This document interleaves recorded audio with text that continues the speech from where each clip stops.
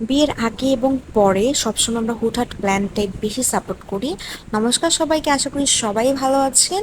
তো গতকাল সন্ধ্যায় এই ভিডিওটা করা, তো আমার হাজবেন্ড বাসায় আসার পরে বলতেছে যে চলো আমরা চিকেন চাপ আর নানরুটি খেয়ে আসি। আমি বললাম কোথায় যাবো, বিউথা? বলে যে না, আমরা বিউথা যাবো না, আমরা যাবো রাজে।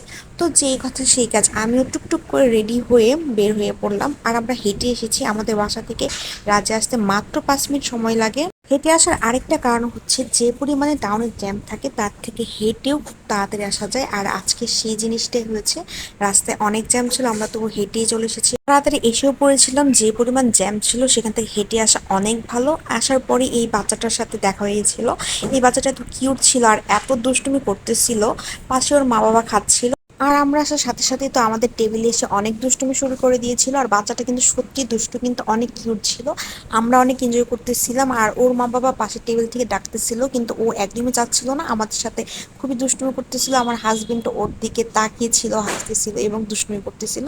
আর এরই মাঝে আমাদের ডিনারটা চলে এসেছে। আর আমরা অর্ডার করেছিলাম একটা সবজি চিকেন চাপ আর 2টা নান রুটি নিয়েছিলাম। আমরা একটা করে নিয়েছিলাম যাতে খাবার পরে ওয়েস্ট না হয়, আমরা এরপরে লাগলে আবারও নেব।